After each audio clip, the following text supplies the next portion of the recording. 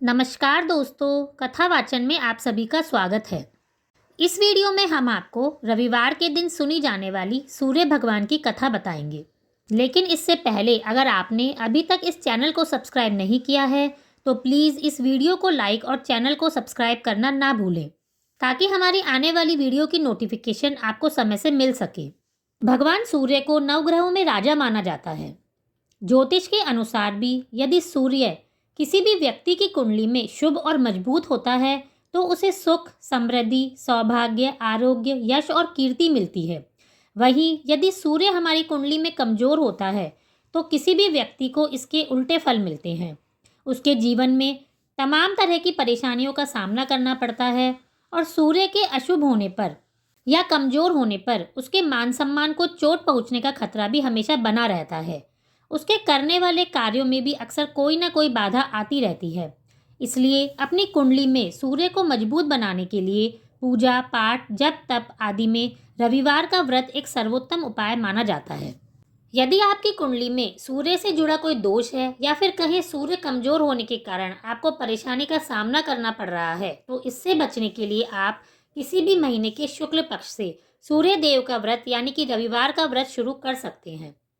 सूर्य देवता का आशीर्वाद पाने के लिए किसी भी व्यक्ति को कम से कम रविवार के 12 व्रत विधि विधान के साथ रखने चाहिए और यदि संभव हो तो आप इसे पूरे साल भी कर सकते हैं। रविवार का व्रत रखने के साथ साथ आप इस दिन रविवार को सुनी जाने वाली भगवान सूर्य की कथा भी जरूर सुने। इससे आपको आपके व्रत का पूरा फल मिलता है। आइए जानते हैं कि क्या है रविवार के व्रत की कथा। एक बार प्राचीन काल में एक बुढ़िया रहती थी। वह नियमित रूप से रविवार का व्रत करती। रविवार के दिन सूर्योदय से पहले उठकर बुढ़िया स्नान आदि से निवृत्त होकर आंगन को गोबर से लीपकर स्वच्छ करती। उसके बाद सूर्य भगवान की पूजा करके रविवार व्रत कथा सुनकर सूर्य भगवान को भोग लगाकर दिन में एक समय ही भोजन करती। सूर्य भगवान की अनुकंपा से बुढ़िया को किसी भी प्रकार की चिंता और कष्ट नहीं था।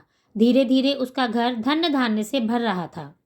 उस बुढ़िया को सुखी होते देखकर उसकी पड़ोसन उससे जलने लगी। बुढ़िया ने कोई गाय नहीं पाल रखी थी, अतः वह अपनी पड़ोसन के आंगन में बंधी गाय का गोबर लाती थी। पड़ोसन ने कुछ सोचकर अपनी गाय को घर के भीतर बांध दिया। रविवार को गोबर ना मिलने से बुढ़िया अपना आंगन नहीं लीप सकी, तो आंगन ना लीपने के कारण उस बुढ़िया ने सूर्य भगवान को भोग नहीं लगाया और उस दिन स्वयं भी भोजन नहीं किया। सूर्यास्त होने पर बुढ़िया भूखी प्यासी सो गई। प्रातःकाल सूर्योदय से पहले उस बुढ़िया की आंख खुली तो वह अपने आंगन में सुंदर गाय और बछड़े को देखकर हैरान हो गई। गाय को आंगन में बांधकर उसने जल्दी से चारा खिलाया। पड़ोसन ने उस बुढ़िया के आंगन में बंधी सुंदर गाय और बछड़े को देखा तो वह उससे और अधिक जलने लगी। तभी गाय ने सोने का गोबर किया। गोबर को देखते ही पड़ोसन की आंखें फटी रह गई। पड़ोसन ने उस बुढ़िया को आसपास ना पाकर तुरंत गोबर को उठाया और अपने घर ले गई और अपनी गाय का गोबर वहां रख आई। सोने के गोबर से पड़ोसन कुछ ही दिनों में धनवान हो गई।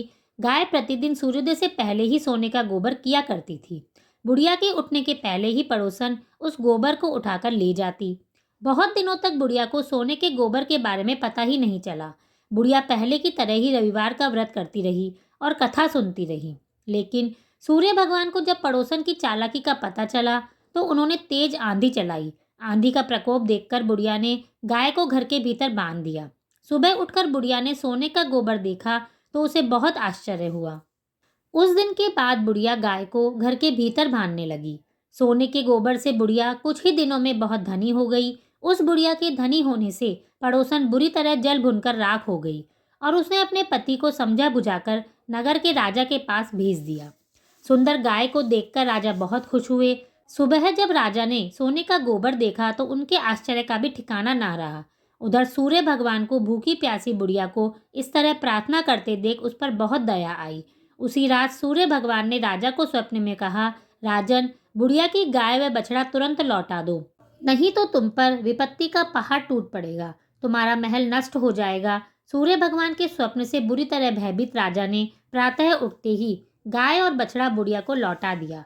राजा ने बहुत सा धन देकर बुढ़िया को अपनी गलती के लिए क्षमा मांगी। राजा ने पड़ोसन उसके पति को उनकी इस दुष्टता के लिए दंड भी दिया। फिर राजा ने पूरे राज्य में घोषणा करवाई कि सभी स्त्री पुरुष रविवार का व्रत किया करें।